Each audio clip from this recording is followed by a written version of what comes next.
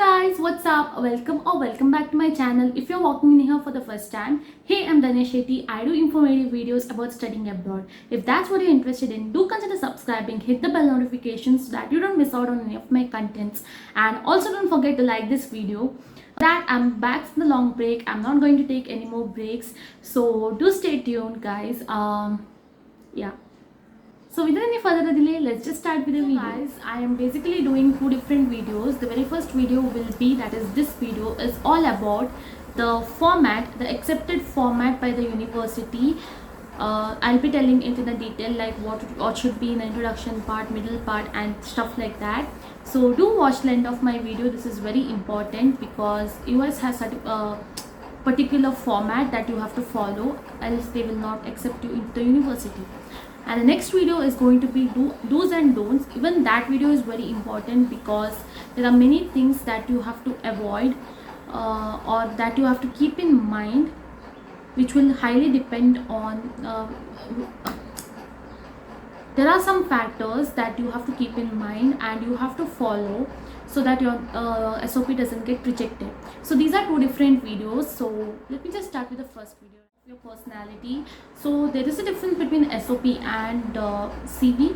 In CV you will be giving just your informations, your experiences, your other workshops and projects and stuff like that. It's just a piece of paper with couple of informations, but SOP is not like that. SOP should really have a very good formation of words, very good way. It's like you are given a chance to explain yourself to the university, explain you as a person, explain all the hard works through to reach all that goals that you have mentioned in your CV, and why you won that particular course, why you're the perfect candidate, what type of personality is yours. These are the type of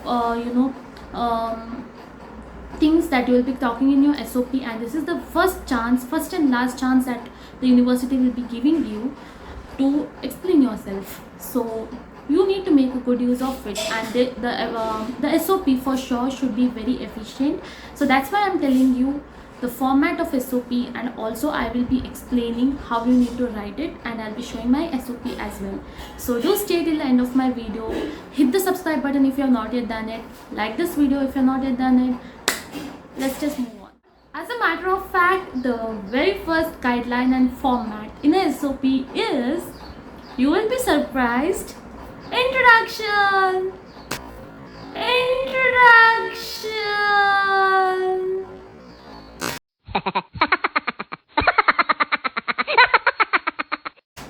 Okay, so introduction is what comes in the very first in the format of an SOP.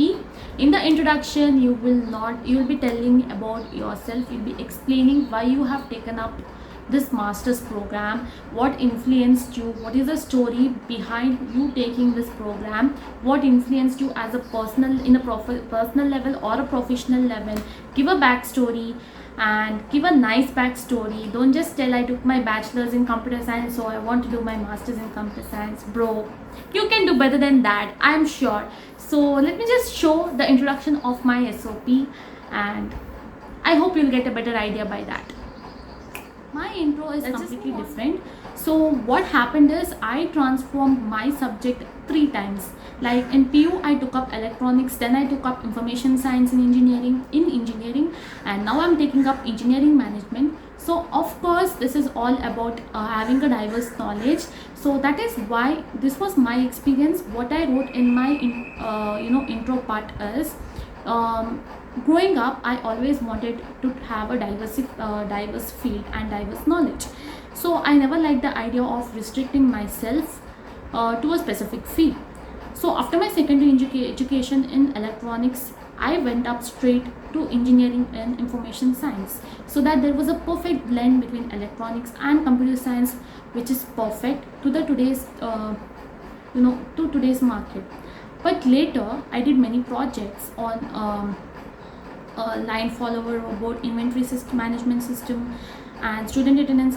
I mentioned all these management roles, which included computer science plus electronics. I did projects on such fields, which was a perfect blend between management and technical field. So I also said that information science or is also a technique which brings managerial role as well. So if done right, you can become something called a technical manager, and that is what influenced me, because I was a leadership quality person. I had a quality of leadership in me. So that's what I wanted. I wanted the managerial role where I can manage people, I can lead them to a particular path. So this was all about my intro. That is why I want to pursue my masters in engineering management. I hope you got the point. This is how your introduction should be. It should be very aspiring. Looking at the intro itself, they should fall in love with you, and I know you are good in making them fall in love with you. So just do that. Okay, now let's just move on. So the next paragraph, you have to speak all about your academic background, your what you took up in your college, what you took up in your grad school, and why you want to pursue your masters in this particular course. What is your experience that motivated you to do this, your projects and stuff like that. Now that I have told you my intro, you might be thinking I have already given a glimpse of all these in my intro. Yes, I have given, because that was my story, but here I have many other things to tell. So let me just read it out to you. But if you have a nice story for your intro, like a different story than mine, everyone will be having a story. Let's just be real. So you will obviously have a story of why you want to do your masters in that particular course. So give a nice story, and after that, in the second paragraph, you will be talking about your academic field. Now let me just read out about my second paragraph. And yeah, besides all those things, I also have done a presentation and a paper on so and so topics. I've done many papers and have presented it in college and inter-college levels. This has improved me as a person. It improved my technical speaking skills, communication skill, leadership quality, public speaking skills. All this has been improvised in this journey. And I have also done certification courses, so and so certification courses, whichever certification courses you all have done, you all have done. And basically I got to learn a lot during this journey, and I also improved myself as a person, as an individual. Then I told that my work has provided me valuable knowledge and experiences which I believe will greatly assist me in my future management related approaches. So this was my second paragraph, short and sweet, since I did that goalmal in my introduction. Third point, you have to talk about other things like your practical knowledges, your internships, maybe anything that has given you practical knowledge on certain things. Since I'm a person with managerial role, it becomes slightly easy for me. So here I spoke about a non-profit organization that I was in, like Chezuba was I was a part of Chezuba, that is a non-profit organization, NGO. So I was a team lead in that particular organization. I had to lead team. I had to manage students nationally and internationally. So I had to communicate them, tell them all their work, give them work, and this was basically what I was doing, which also gave a profound base for my managerial skill as well. So this was definitely a plus point for management students if you have been a member of organizations. So this is what I wrote in my third paragraph, because I didn't have any other practical knowledges.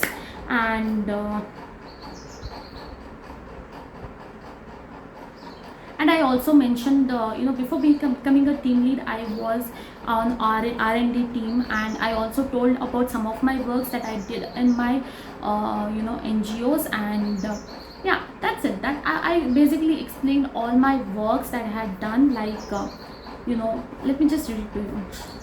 I'm also an active member of an organization called Chezuba, a web-based platform that enables skilled professionals to volunteer online with non-profit worldwide. I have published research papers on an analysis of reservation system in India. Currently, I am working on another research paper on analysis of migrant labor laws in India. It gives me immense pleasure to be a part of a reputable organization. Later, due to the concentrated effort, I was promoted as a research lead, where I managed and supported all my interns. Because most of the interns were mainly international students, I got exposure to different cultures and ideas and established an association with diverse group of people, getting an opportunity to upgrade my skill. So this is how I wrote my third paragraph. So your next format, next paragraph should include why you want to pursue your masters at this point of time in this particular university. Why this particular university? So you have to talk about some professors whose work you like, some brochures, and some you have to speak about the university brochure that attracted you, the curriculum is what attracted you a lot, and about the professors. I will be providing that in the screen as well, so you get a proper idea. So you have to mention your short-term goal and your long-term goal in your SOP as well.